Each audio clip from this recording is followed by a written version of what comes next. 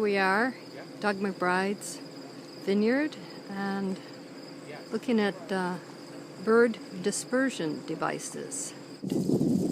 Costs about $20 of propane a season, he said.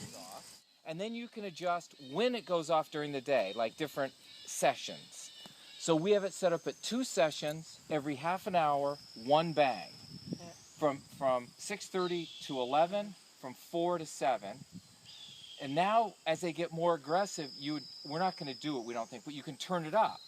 So more often, more times, you get the idea.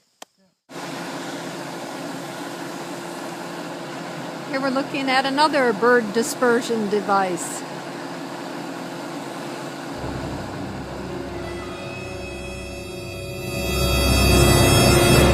Actually a dead crow, which is supposed to scare away all the other crows when they try and come into the vineyard. I'm a little down. That sounds like a This is like a theme park. I know. It's like a theme I'm a park. little down. That sounds like